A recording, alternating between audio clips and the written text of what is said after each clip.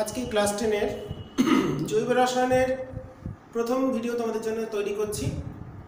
আশা করি আগের ভিডিওগুলো তোমরা সবাই ভালোভাবে দেখে লিখে নিয়েছো। তো যাই হোক, এটাই আমাদের ক্লাস 10-এর সিলেবাসের লাস্ট চ্যাপ্টার। তো তোমরা অন্যান্য ভিডিওগুলোর মতন এই ভিডিওটাও সম্পূর্ণ দেখে ভালো করে পড়ে নেবে। তো প্রথম দিন আজকে আমরা জৈব রসায়ন কী এবং তার কোন কোন বিজ্ঞানী জৈব রসায়ন নিয়ে প্রথম কাজ করেন এবং সেগুলো নিয়ে একটু আলোচনা করে নেব, দিয়ে আস্তে আস্তে আমরা আমাদের মূল আলোচনার বিষয়ে চলে যাব। তো জৈব রসায়ন বলতে কার্বন ঘটিত যে যৌগগুলো হয়,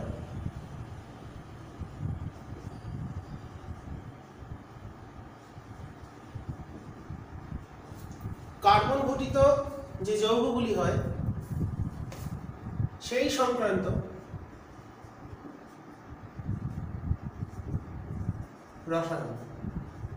রসায়নের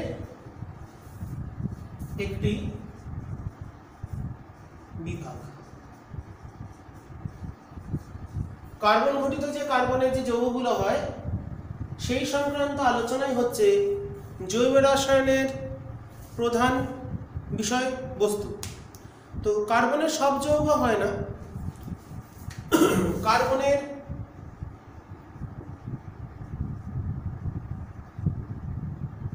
অক্সাইড, কার্বনেট, বাইকার্বনেট,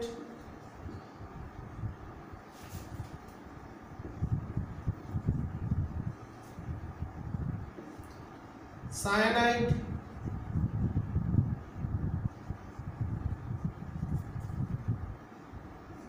ডাইসালফাইড,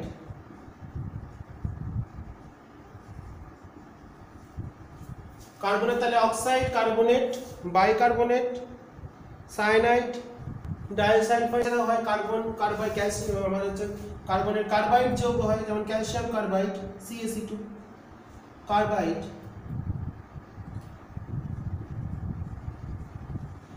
এই 6 প্রকার যৌগ ছাড়া তাহলে কি কি হলো? কার্বনের oxide, carbonate, bicarbonate, cyanide, disulphide এবং কার্বাইড। এই যে লবণগুলো হয় বা এই যে যৌগগুলো হয়, এই লবণগুলি ছাড়া কার্বনের সকল যৌগকে জৈব যৌগর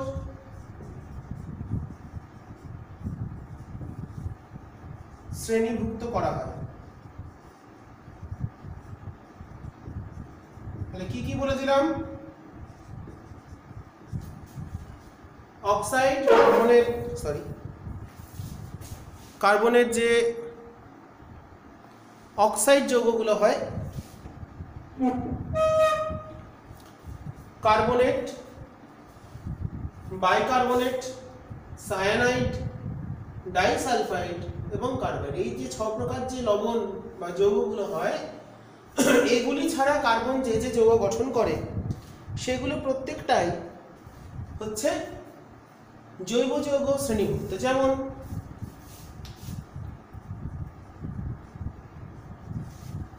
আমার অ্যালকেন যৌগ, যেমন মিথেন, এদের নাম হচ্ছে জেনারেল নেম হচ্ছে অ্যালকেন। অ্যালকেন শ্রেণীভুক্ত, অ্যালকেন সমগণীয় শ্রেণী আমরা পড়বো পরে, আবার জাস্ট বলে রাখছি। ইথিলিন, কয়েকটা উদাহরণ দিয়ে রাখি।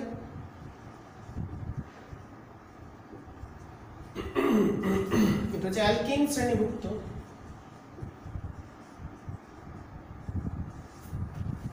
অ্যাসিটিলিন,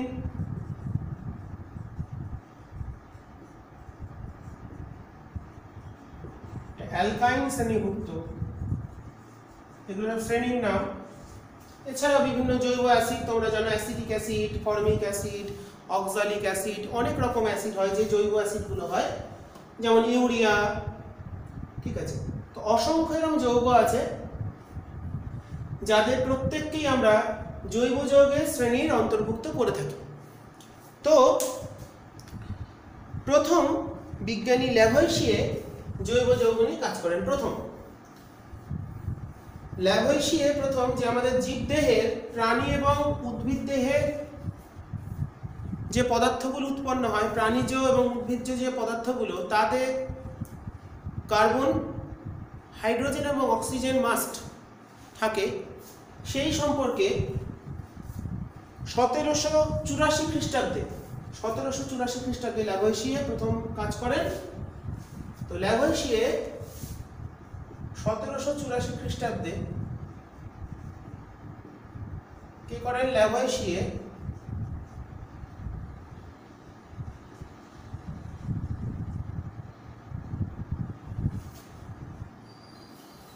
উদ্ভিদ ও প্রাণীজাত পদার্থে কার্বন, অক্সিজেন, হাইড্রোজেন এর অস্তিত্ব প্রমাণ করেন।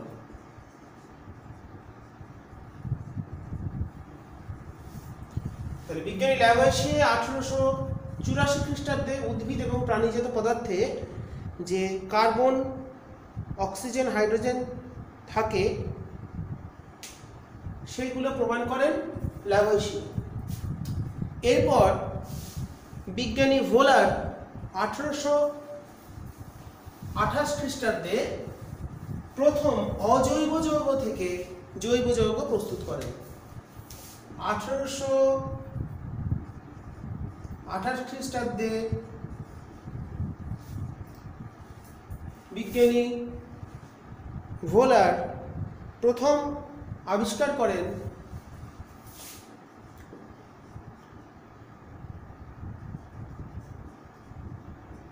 ভোলার কি করেন? অজৈব যৌগ থেকে জৈব যৌগ, প্রথম জৈব যৌগ সৃষ্টি করেন বা রাসায়নিক বিক্রিয়ার মাধ্যমে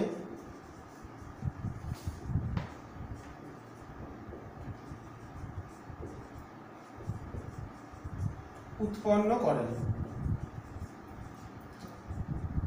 ভোলারই প্রথম জৈব যৌগ পরীক্ষাগারে সৃষ্টি করেছিলেন। প্রথম জৈব যৌগ যেটা অ্যামোনিয়াম সায়ানাইড থেকে উৎপন্ন হয়।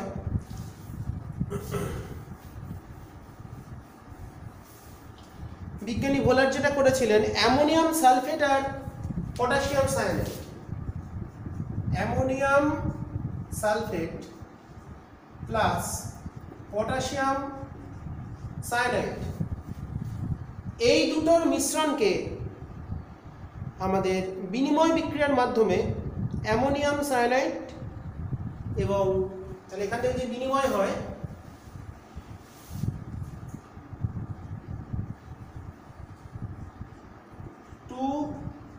NH4CnO 2 লাগছে, এটা হচ্ছে বিনিময় বিক্রিয়া।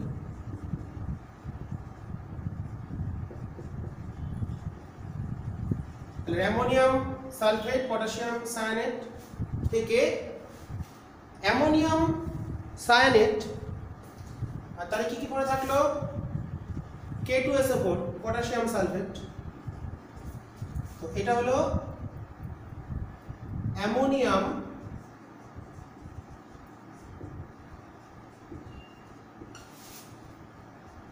সায়ানেট। এই অ্যামোনিয়াম সায়ানেট থেকে প্রথম বিজ্ঞানী ভোলার ইউরিয়া প্রস্তুত করেন, সেটা বাষ্পীভবন প্রক্রিয়ার মাধ্যমে। এখনো জল যদি আমরা এখানে বার করে নিই, তাহলে বিক্রিয়াটা কেমন হচ্ছে, NH4 CNO, তার থেকে উৎপন্ন হবে ইউরিয়া CO NH2 2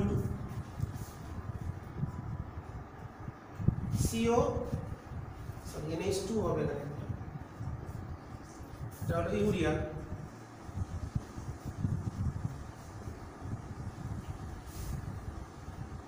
তো দেখো এখানে আমরা যদি একটা 4 দুগুণে 8, আমরা এখান থেকে যদি 2 দিলে চলে আসছে মনে হচ্ছে ব্যালেন্স করলে, CONH2 2। তো অ্যামোনিয়াম সায়ানেট থেকে তিনি প্রথম ইউরিয়া উৎপন্ন করেন এবং তার থেকে এটা হচ্ছে আমাদের বাষ্পীভবন প্রক্রিয়া, মানে মাইনাস জল, এখনো জল বেরিয়ে যায়, বেরিয়ে গিয়ে আমাদের অ্যামোনিয়াম সায়ানেট থেকে উৎপন্ন হয় আমাদের ইউরিয়া। ওকে, তো এটাই হচ্ছে আমাদের প্রথম জৈব যৌগ। এরপর 1845 খ্রিস্টাব্দে কোলবে অ্যাসিটিক অ্যাসিডের মধ্যে, এগুলো শর্ট কোশ্চেন হিসেবে তোমাদের আসতে পারে, 1845 খ্রিস্টাব্দে কোলবে খুব একজন গুরুত্বপূর্ণ বিজ্ঞানী, কোলবের আরো কাজ আছে। অ্যাসিটিক অ্যাসিডে মানে অ্যাসিটিক অ্যাসিড মানে CH3COOH, মানে CH3COOH, এর মধ্যে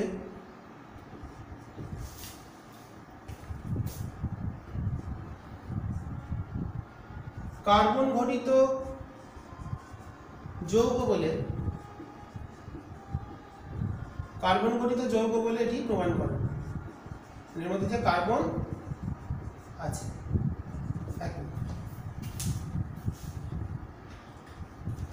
এই হচ্ছে বেসিক। তাহলে 1845 খ্রিস্টাব্দে কোলবে এটা করলেন। তো এরপর আবার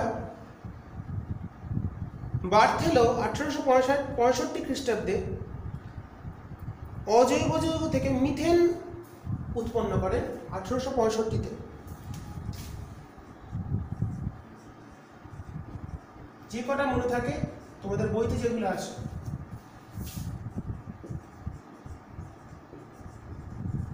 বার্থেলো কি করেন, অজৈব যৌগ থেকে মিথেন রাসায়নিকভাবে পরীক্ষাগারে উৎপন্ন করেন। তাহলে কি কি হলো, প্রথম হচ্ছে আমাদের 1784 ল্যাভয়েশিয়ে কি করলেন, বিভিন্ন প্রাণীজ এবং উদ্ভিজ্জ যে বস্তুগুলো আছে তার মধ্যে যে কার্বন, নাইট্রোজেন, কিছু কিছু ক্ষেত্রে নাইট্রোজেন, প্রধানত কার্বন, হাইড্রোজেন, অক্সিজেন এবং কোনো কোনো ক্ষেত্রে নাইট্রোজেন আছে সেটা প্রমাণ করেন। এরপর চলে আসছে 1828, যেটা যুগান্তকারী আমরা জানি, সেটাতে আমাদের অ্যামোনিয়াম সায়ানেট থেকে উৎপন্ন হয় হচ্ছে ইউরিয়া, সেটা ভোলার করেছিলেন। এরপর 1845 খ্রিস্টাব্দে কোলবে অ্যাসিটিক অ্যাসিডের মধ্যে যে কার্বন আছে এটা একটা জৈব যৌগ, তিনি সেটা রাসায়নিকভাবে প্রমাণ করেন। 1865 খ্রিস্টাব্দে অজৈব যৌগ থেকে মিথেন যে একটা জৈব যৌগ উৎপন্ন করেন, সেটা বার্থেলো। তো এইগুলো হচ্ছে বেসিক। এছাড়া পরবর্তীকালে বিভিন্ন বিজ্ঞানী কোলবেই অ্যারোমেটিক যৌগর গঠন স্ট্রাকচার, মানে বেনজিনের স্ট্রাকচারে কোলবের একটা বিশেষ ভূমিকা আছে। তো বেনজিনের যে স্ট্রাকচার তিনি কোলবে সেটা করেছিলেন খুব গুরুত্বপূর্ণভাবে। মানে বেনজিনে কি হয়, একটা দ্বিবন্ধন একটা এক বন্ধন থাকে অল্টারনেট করে, তো সেটা কোলবের একটা খুব গুরুত্বপূর্ণ কোলবে স্ট্রাকচার আছে।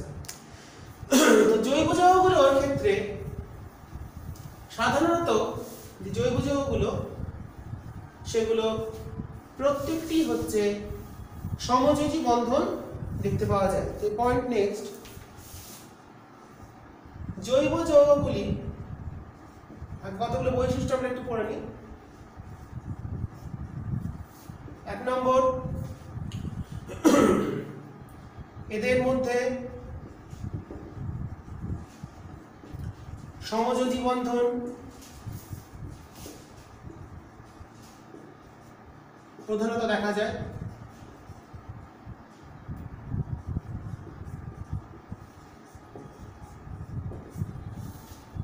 দু নম্বর, এরা তড়িৎ বিশ্লেষ্য নয়, তড়িৎ অবিশ্লেষ্য।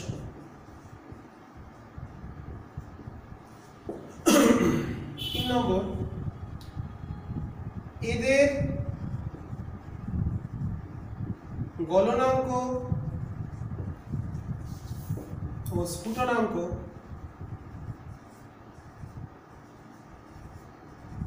নিম্নমানের হয়। এদের গলনাঙ্ক স্ফুটনাঙ্ক নিম্নমানের হয়। 4 নম্বর, এরা জলে প্রধানত অদ্রাব্য, কারণ জল একটি পোলার দ্রাবক বা ধ্রুবীয় দ্রাবক, মানে এর একটা নির্দিষ্ট ডাইপোল মোমেন্ট বা দ্বিমেরু ভ্রামক থাকে। পোলার দ্রাবক বা ধ্রুবীয় দ্রাবক।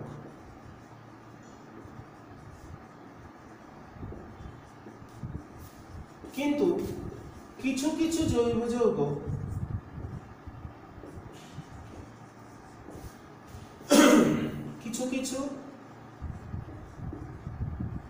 জৈব যৌগ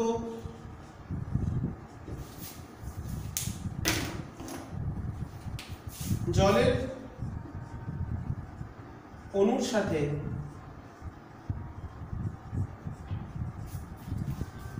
হাইড্রোজেন বন্ধন গঠন করে দ্রবীভূত হতে পারে।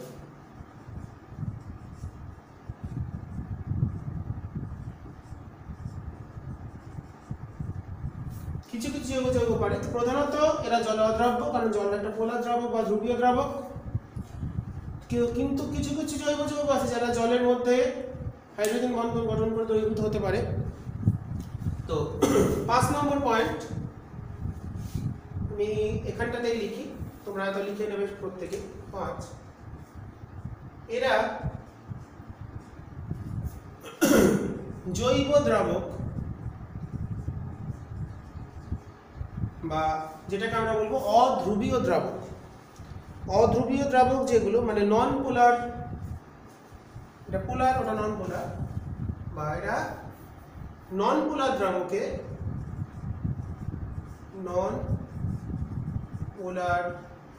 দ্রাবকে দ্রবীভূত হয়। যেমন কি বেনজিন,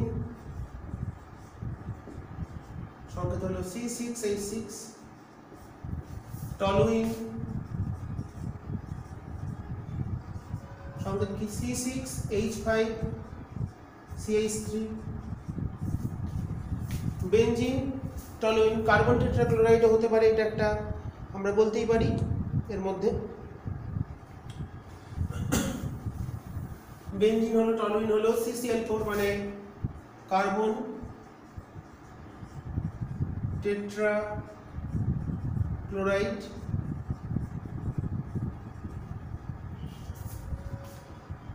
CCl4। আর কি আমাদের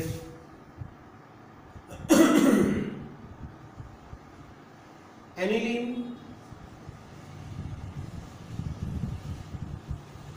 C6H5NH2। তো এইগুলো বেনজিন, টলুইন, অ্যানিলিন, এদের মধ্যে আমাদের এরা জৈব যৌগ বা জৈব যৌগগুলি দ্রবীভূত হতে পারে। অ্যানিলিন না মনে থাকলে মোটামুটি তোমরা বেনজিন, টলুইন আর কার্বন টেট্রাক্লোরাইড এই তিনটা অবশ্যই মনে রাখার চেষ্টা করবে। অ্যানিলিনটা সাধারণত সব জায়গায় থাকে না, তোমরা এটা লিখলাম না। এছাড়া থাকে ইথার, যেমন বললাম ether, dimethyl ether, dimethyl ether CH3 ও CH3 সংকেতগুলো লিখে দিচ্ছি, মনে রাখার চেষ্টা করব। তো এগুলো প্রত্যেকেই আমাদের নন পোলার দ্রাবক বা অধ্রুবীয় দ্রাবকে জৈব যৌগগুলি দ্রবীভূত হতে পারে। তো এইগুলোই হচ্ছে আমাদের প্রধান বৈশিষ্ট্যের মধ্যে পড়ে। একটু অপেক্ষা করি, কারণ পেনটা আমি খালি করে নেব। তো এইগুলোই হচ্ছে বেসিক তার প্রপার্টি।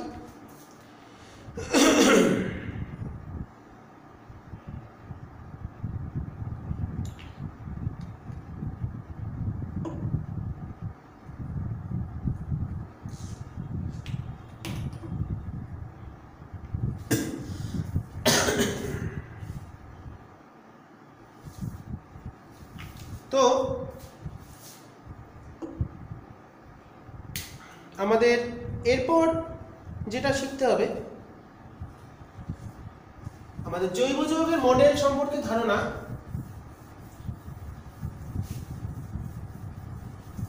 এগুলো তো হলো।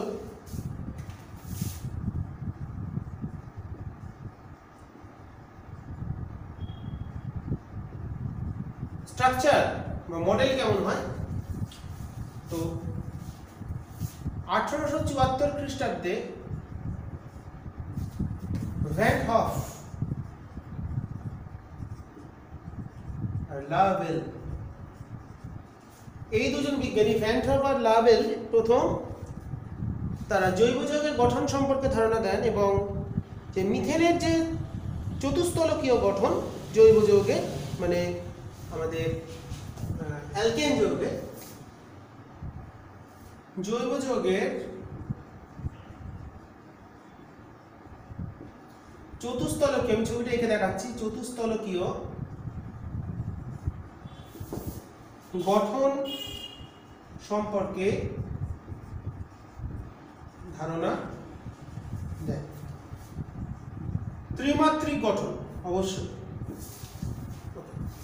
তো যেমন মিথেনের ক্ষেত্রে, মিথেন মানে CH4, এই যে 4টে কার্বন পরমাণু,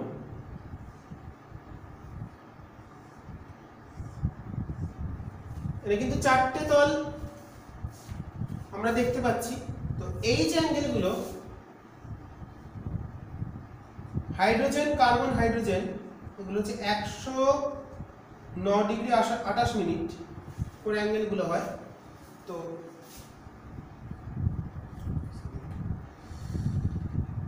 হাইড্রোজেন,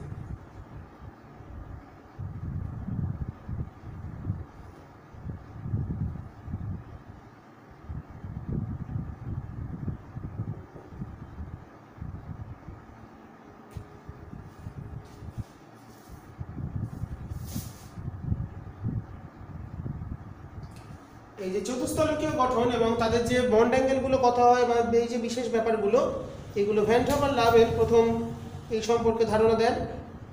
ঠিক আছে, তো এগুলো হচ্ছে বেসিক আইডিয়া। তো বেসিক জায়গাগুলো আজকে আমি আলোচনা করলাম। এরপর আমরা পরবর্তী যে বিষয় সে টপিকে আমরা চলে আসব। তো পরবর্তী টপিক হচ্ছে আমাদের কার্বনের শৃঙ্খল এবং ক্যাটিনেশন ধর্ম।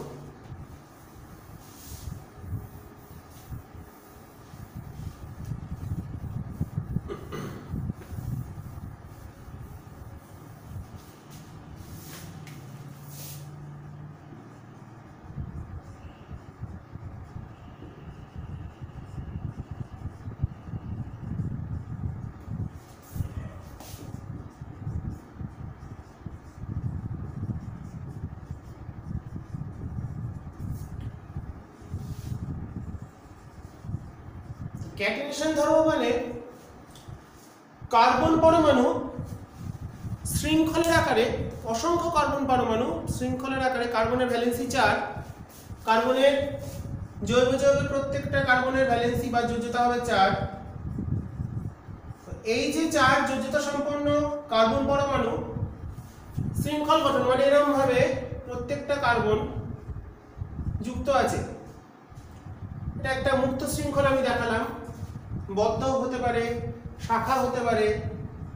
তো বিভিন্ন, ধর এখানে একটা কার্বন দিলাম, এদিকেও কার্বন আছে, তো যাই হোক এটা শাখাযুক্ত বা বদ্ধ শৃঙ্খল বা শুধু মুক্ত শৃঙ্খল, যাই হোক এরকম হতে পারত স্ট্রাকচার।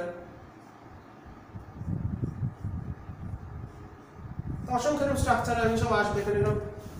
প্রত্যেকের 4টে করে বন্ধনই হবে, মানে 4টে করে হাত হবে প্রত্যেকটা কার্বনের। এখানে 3টে বাকি, এর এখনো একটা বাকি, এর একটা বাকি, তোমরা দেখতেই পাচ্ছ কার কটা করে বাকি আছে। তো এই যে শৃঙ্খল গঠন করে আমাদের চেন যে গঠন করছে, সেই গঠন করার যে ধর্ম, সেটা শৃঙ্খল হতে পারে, বলয়াকার যৌগ হতে পারে, মানে বদ্ধ যৌগ হতে পারে। এই গঠন করার ধর্মকেই বলা হচ্ছে ক্যাটিনেশন ধর্ম। তাহলে যে ধর্মের জন্য কার্বন, বহু সংখ্যক কার্বন পরমাণু তারা নিজেদের মধ্যে সমযোজী এক বন্ধন হতে পারে, দ্বিবন্ধন হতে পারে, ত্রিবন্ধন ব্যবহার করে মুক্ত শৃঙ্খল এবং বদ্ধ শৃঙ্খল গঠন করতে পারে, সেই ধর্মটাকেই বলা হচ্ছে তাহলে ক্যাটিনেশন ধর্ম। তাহলে সমযোজী এক বন্ধন, দ্বিবন্ধন ও ত্রিবন্ধন ব্যবহার করে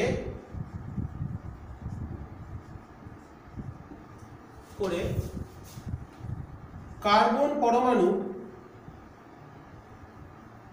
অসংখ্য কার্বন পরমাণু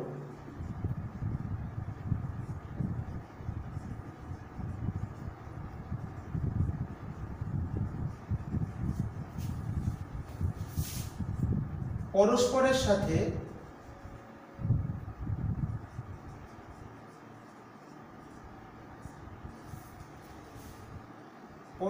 সাথে মুক্ত শৃঙ্খল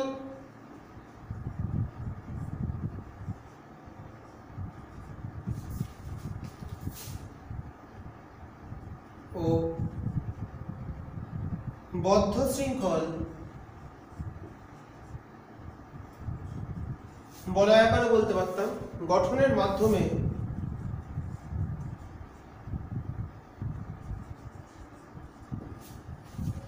জৈব যৌগগুলি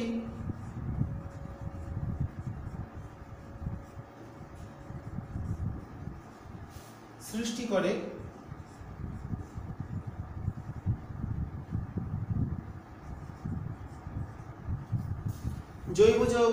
করে সেই ধর্মকে বলা হয় ক্যাটিনেশন।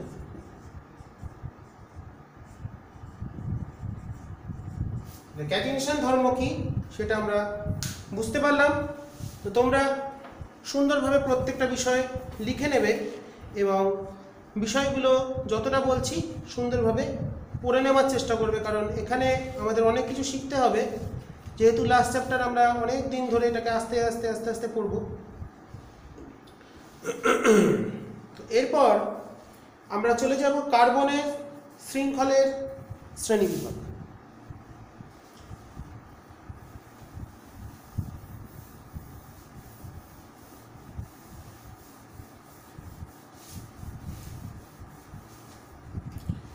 কার্বন শৃঙ্খলের শ্রেণীবিভাগে চলে যাব। প্রথম চলে আসছে আমাদের জৈব যৌগের যে কার্বনের শৃঙ্খল ও জৈব যৌগ।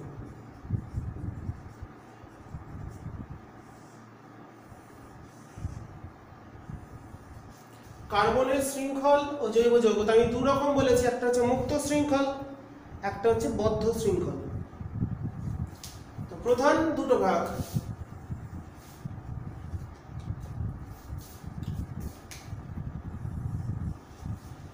একটা হলো মুক্ত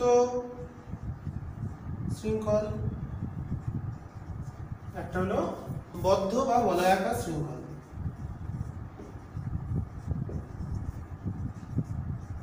তাহলে দুটো ভাগ হলো, একটা মুক্ত শৃঙ্খল, একটা বদ্ধ শৃঙ্খল। মুক্ত শৃঙ্খলকে আমরা দুটো ভাগে ভাগ করব। একটা বলেছি কি সরল বা নরমাল, সাইড চেইন থাকবে না, সাইড কোনো ব্রাঞ্চ থাকবে না।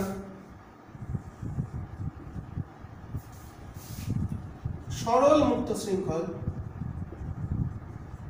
মানে যার কোনো সাইড দিয়ে বেরোবে না, শাখা থাকবে না। তাহলে সরল মুক্ত শৃঙ্খল একটা হচ্ছে শাখা যুক্ত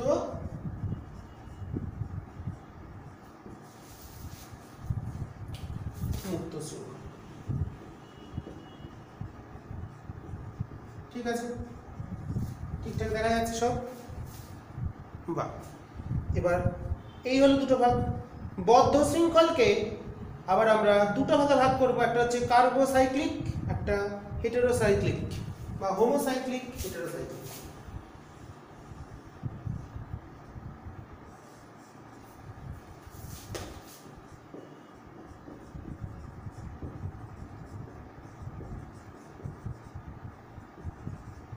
হোমোসাইক্লিক মানে এটাকে একটা নাম বললাম কার্বোসাইক্লিক,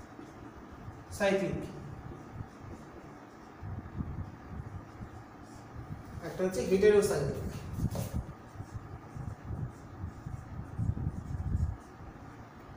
সাইক্লিক মানে বদ্ধ, সাইকেল মানে চক্র, সাইক্লিক মানে আমরা কি জানি বদ্ধ একটা জায়গা, আর ওপেন আর ক্লোজ।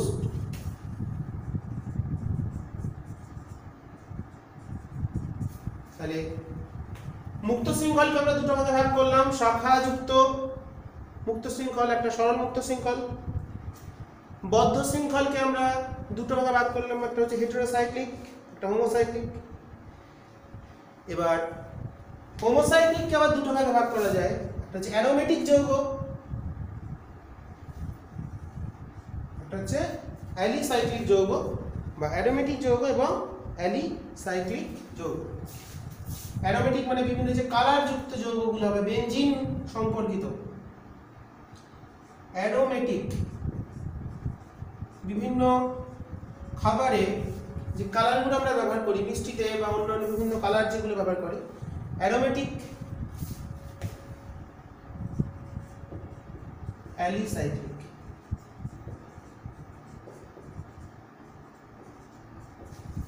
অ্যারোমেটিক যৌগের মধ্যে বেনজিন সম্পর্কিত একটা হতে পারে, একটা বেনজিন ছাড়া অন্য হতে পারে, একটা তার মানে বেনজিনয়েড, একটা নন বেনজিনয়েড। এটার আবার দুটো ভাগ,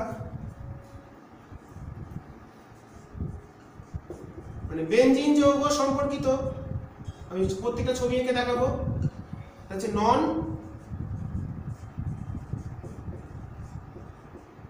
বেনজিনয়েড যৌগ, মানে যেখানে বেনজিন বলয় থাকবে না সেরকম যৌগগুলোকে তাহলে আমরা ভাগ করে ফেললাম কি কি জৈব যৌগের ভাগ। তো তোমরা সুন্দরভাবে লিখে নেবে। এরপর আমরা চলে আসব শাখাবিহীন বা সরল মুক্ত শৃঙ্খল, শাখাযুক্ত মুক্ত শৃঙ্খল, প্রত্যেকটার ক্ষেত্রে একটা করে উদাহরণ দেখব। তো তোমরা লিখে নেবে ঠিক করে, আমি এটা মুছে দিচ্ছি।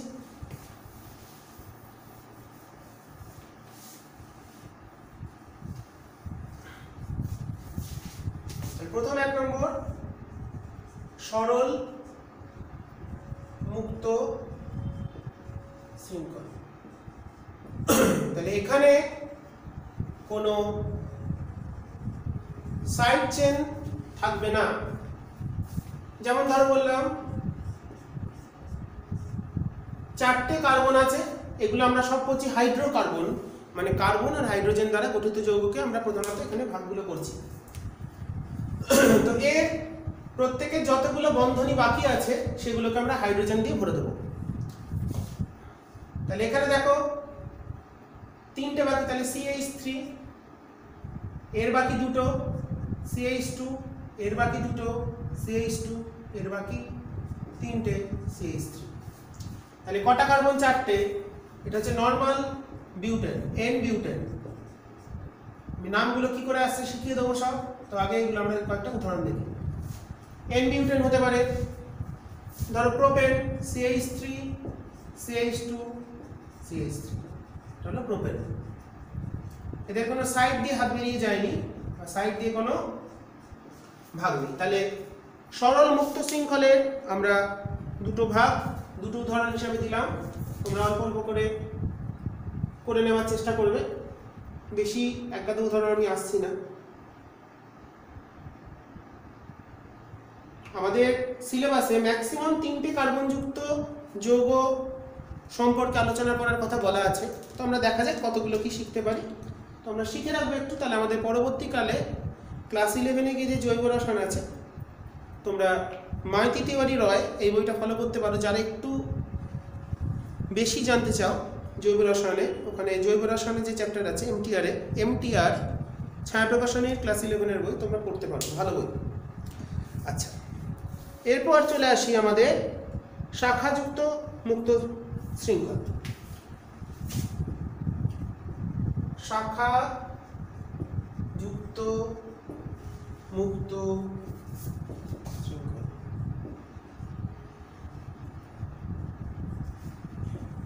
তাহলে এর দুটো উদাহরণ হয়ে গেল। ওকে, এটাই এবার এখানে আসছে শাখাযুক্ত। ধরো 3টে কার্বন আছে, এখানে একটা কার্বন আছে, তাহলে 4টে কার্বন থাকলে তো বিউটেন হবে। তাহলে এর কটা বাকি? 3টে। এর বাকি কটা? 3টে। এর বাকি 3টে, এর বাকি 2টো। তাহলে এরকম যদি হয় তাহলে সেটা হচ্ছে আইসোবিউটেন।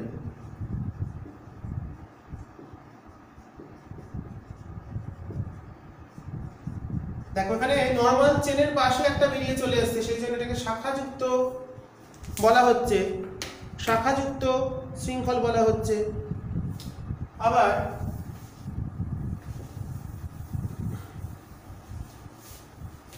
যদি মাঝখানে একটা কার্বন রেখে চারদিকে 4টে কার্বন দিই, আছে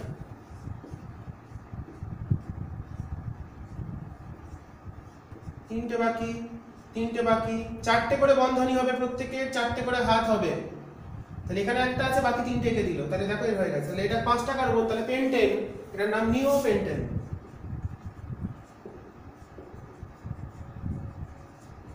নামগুলো একটু প্র্যাকটিস করার চেষ্টা করবে, আপাতত একটু একটু করে শিখবো। আচ্ছা, তাহলে এই দুটো উদাহরণ দিলাম। এবার চলে আসছি বদ্ধ শৃঙ্খলের মধ্যে কার্বক্সিলিক যৌগ। তো অ্যারোমেটিক যৌগ যেগুলো,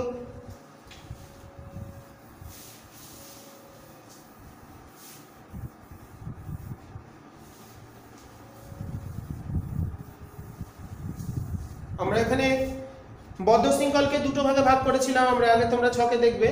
একটা হচ্ছে হোমোসাইক্লিক, একটা হেটেরোসাইক্লিক। তো 3 নম্বর বদ্ধ শৃঙ্খল যৌগ যেগুলো,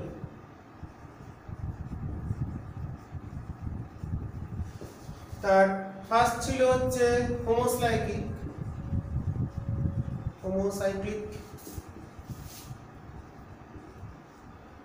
বা কার্বোসাইক্লিক।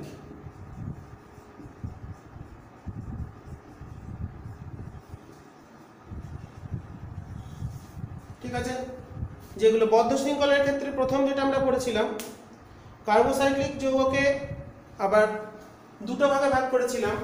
একটা হচ্ছে অ্যারোমেটিক যৌগ, ডাইলিসাইক্লিক যৌগ, এর আবার দুটো ভাগ ছিল। অ্যারোমেটিক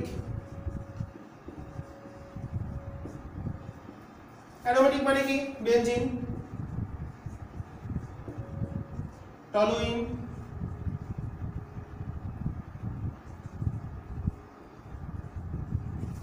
তারপরে ফেনল। ছবিগুলো আমি এঁকে দিচ্ছি। বেনজিন কেমন দেখতে হয়? অল্টারনেট ডবল বন্ড, মানে এইগুলোতে 6টা কার্বন আছে। Carbon double bond carbon, single bond carbon, double bond carbon, single bond carbon, double bond carbon. যার যটা হাত বাকি সেগুলো হাইড্রোজেন। এটার সঙ্গে হচ্ছে এটা বেনজিন, C6H6। টলুইন একই হবে, শুধু মাথায় একটা CH3 গ্রুপ থাকবে।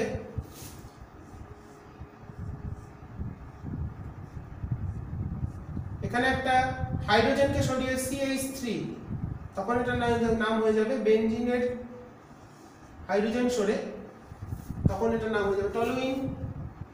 ফেনলের ক্ষেত্রে কি হবে? ফেনলের ক্ষেত্রে এখানে একটা OH গ্রুপ থাকবে, এই ডবল বন্ডগুলো অল্টারনেট হতে পারে এখানে এখানে এখানে, সেই জন্য অনেক ক্ষেত্রে আমি এটাকে একটা স্টাইল এঁকে দিই, মাঝখানে একটা গোল চিহ্ন দিয়ে দেওয়া হয়। গোল মানে অল্টারনেট হচ্ছে সিঙ্গেল বন্ড ডবল বন্ড। তো কেকুলের এটা স্ট্রাকচার, ঠিক আছে। কেকুলে গঠন করেছিলেন, কেকুলে গঠন। এখন আমি কলবে বলছিলাম, কলবে না, এটা কেকুলে হবে, এটা খেয়াল করে আমি অতটা নামটা মনে আসছে না। কেকুলের গঠন। তো এখানে যদি ফেনল হয়, এখানে আমি গোল করতে পারতাম, আমি ইচ্ছে করে দেখালাম, তাহলে ওইচ গ্রুপ থাকবে, এটা হচ্ছে ফেনল। তো এইভাবে আমরা অ্যারোমেটিক যৌগগুলোকে দেখতে পারি। এবার অলিসাইক্লিক যৌগগুলোকে দেখব, দ্বিতীয় ভাগ যেটা অ্যালিসাইক্লিক।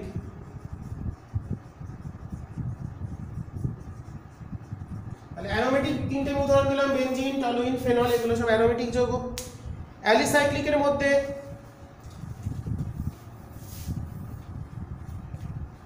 সাইক্লো যৌগ, 4টে কার্বন, সাইক্লোবিউটেন,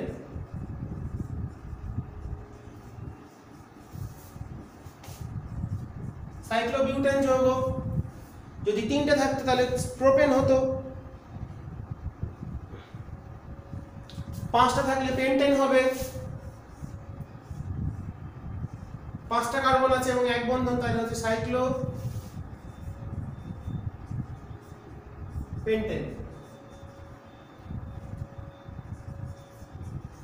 ঠিক আছে।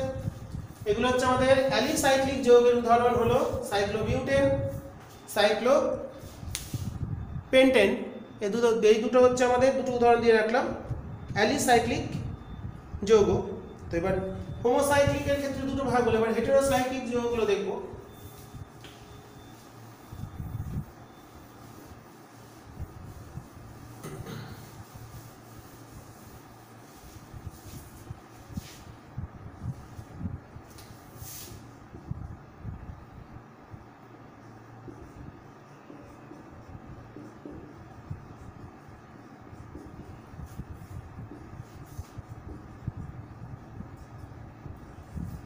হেটেরোসাইক্লিক যৌগগুলো বেনজিন রিং থাকবে না, এটা অন্যরকম দেখতে হবে।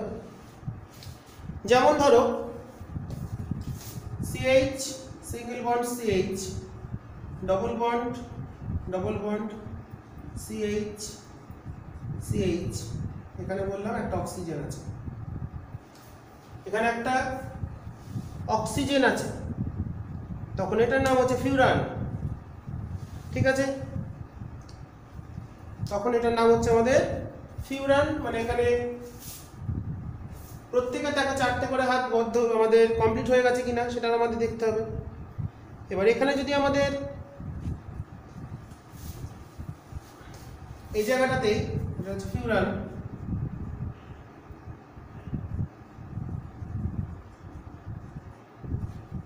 এবার এখানে যদি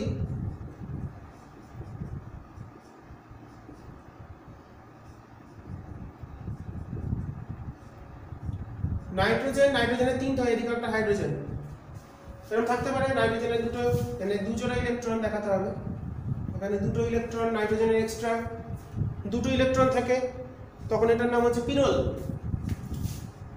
2টো নাম দিয়ে রাখলাম, ঠিক আছে।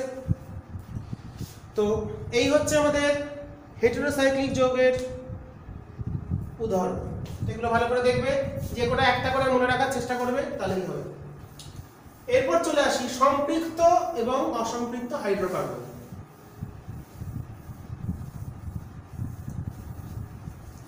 সম্পৃক্ত ও অসম্পৃক্ত হাইড্রোকার্বন।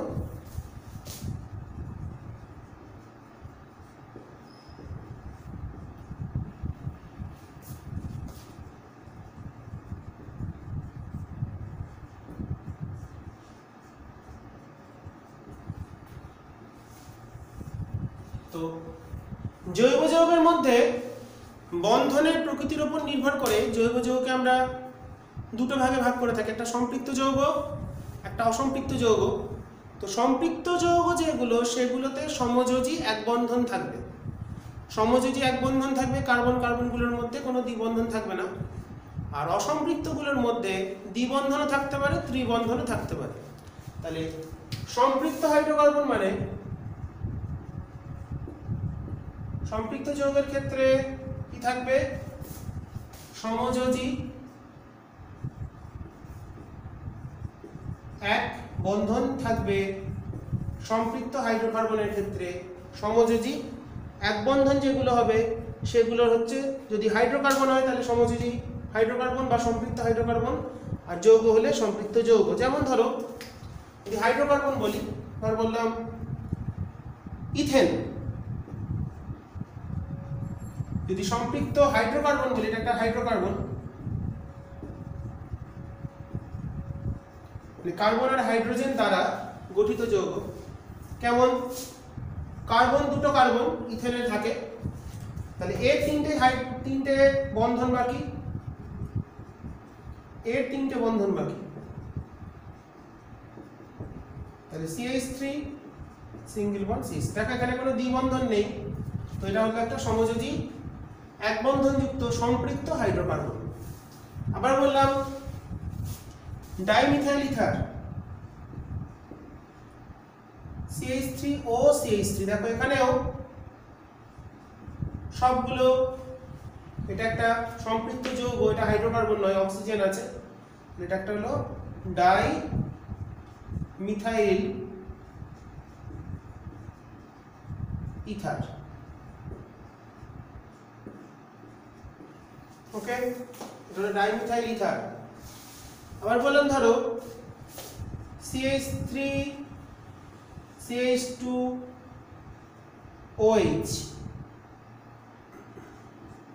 ইথানল বা ইথাইল অ্যালকোহল, মিথাইল অ্যালকোহল আগে লিখি। এটার যদি আমরা গঠন দেখি, গঠনটা কেমন? এই হলো কার্বন, তাহলে এই দুটো কার্বন আছে, মেন দুটো কার্বন এই দুটো। জৈব যৌগের ক্ষেত্রে বেসিক যে দুটো সেন্টার অ্যাটম হচ্ছে সবসময় কার্বন, তাহলে এর সঙ্গে তিনটে হাইড্রোজেন আছে,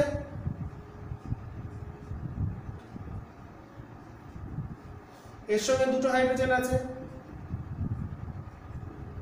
এখানে অক্সিজেন, এই অক্সিজেনের সঙ্গে হাইড্রোজেন, তাহলে CH3 CH2OH ইথানল। এখানেও দেখো কোনো দ্বিবন্ধন নেই, সবই সমযোজী এক বন্ধন। তাহলে যে সব জৈব যৌগতে কার্বন পরমাণুগুলি পরস্পর সমযোজী এক বন্ধনের সাহায্যে যুক্ত থাকবে তাদের আমরা বলবো প্রধানত আমাদের সম্পৃক্ত যৌগ। যদি হাইড্রোজেন আর কার্বন দিয়ে গঠিত হয় তাহলে সেটা সমযোজী সম্পৃক্ত হাইড্রোকার্বন, এটা সম্পৃক্ত হাইড্রোকার্বন, এটা সম্পৃক্ত। সব আমরা সম্পৃক্ত ছবিগুলোই আঁকলাম।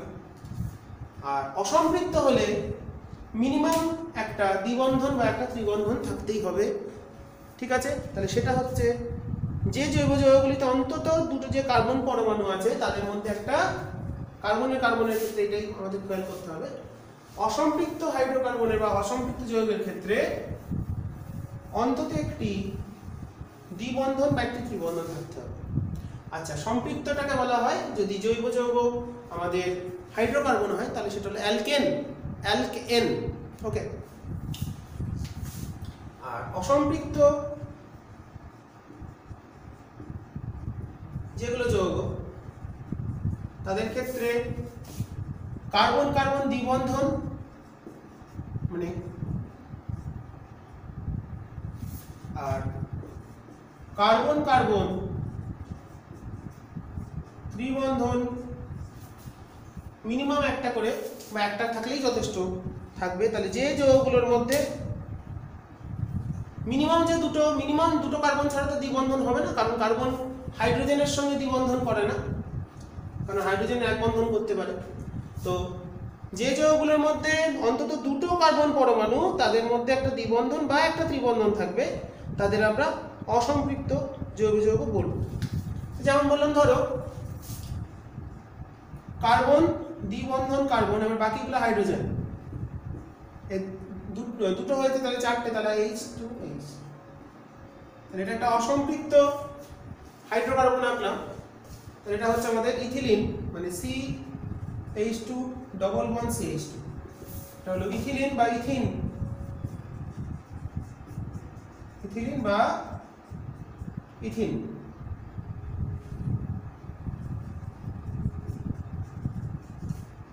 আবার কার্বন, ট্রিপল বন্ড কার্বন, তিনটে হয়ে গেছে, তাহলে একটা বাকি, তিনটে হয়ে গেছে, একটা বাকি, তাহলে এটা হলো আমাদের CH, ট্রিপল বন্ড CH, এটা হলো অ্যাসিটিলিন।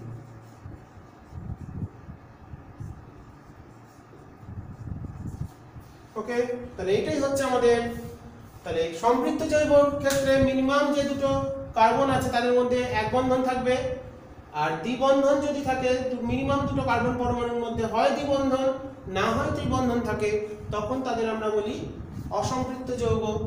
তো এইগুলো আজকে আমরা আলোচনা করলাম। তো এগুলো বেসিক কিছু জিনিস তোমাদের যে শিখিয়ে দিলাম প্রথম দিনের ক্লাস জৈব যৌগের। পরের দিন আমরা নতুন কিছু নিয়ে আবার ফিরে আসবো। তো তোমরা ততক্ষণে তোমাদের বই থেকেও দেখবে যে হিস্ট্রি পার্টটা দেওয়া আছে প্রথমে, জৈব যৌগের যে আমাদের ইতিহাস, জৈব যৌগ সম্পর্কে যে বেসিক ধারণা যে দেওয়া আছে সেগুলো তোমরা দেখবে। আমিও যেগুলো বলে দিলাম সেগুলোও দেখবে। দেখার পর আর যেগুলো করিয়ে দিলাম উদাহরণগুলো, শৃঙ্খলের যে ভাগ, আমাদের মুক্ত শৃঙ্খল, বদ্ধ শৃঙ্খল, সরল মুক্ত শৃঙ্খল, শাখাযুক্ত মুক্ত শৃঙ্খল, দিয়ে তাদের যে ভাগগুলো করে দিলাম, আমাদের বদ্ধ শৃঙ্খলের হোমোসাইক্লিক বা আমাদের একটা হলো হেটেরোসাইক্লিক, হোমোসাইক্লিককে ভাগ করলাম, এই যে ভাগগুলো করিয়ে দিলাম, এগুলো যে উদাহরণগুলো বলে দিলাম তোমরা ভালো করে দেখে নেবে এবং প্রত্যেকে সুন্দর করে খাতায় লিখে অন্যান্য ভিডিওগুলোর মতো আশা করি তোমরা এই ভিডিওটাও সুন্দরভাবে ফলো করবে এবং তোমরা সব ভালো করে লিখে নেবে। এটাই আমি আশা করি তোমরা সেটা নিশ্চয়ই করবে।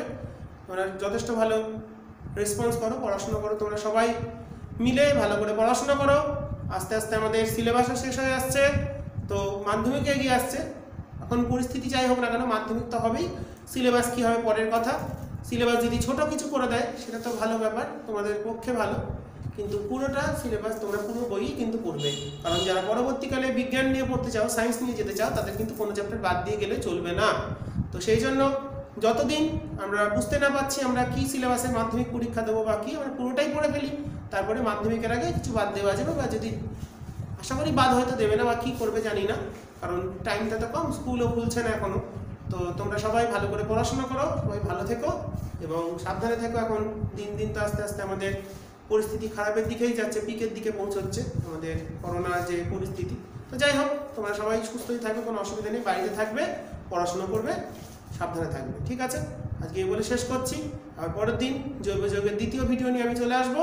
ততদিনে তোমরা এই অংশটা ভালো করে যতটা পড়ালাম সেটা তোমরা লিখে নাও এবং ভালো করে পড়ে নাও। এই বলে শেষ করছি, সবাই ভালো থেকো, আবার দেখা হবে পরের ভিডিওতে। আজকে এই বলেই শেষ করলাম।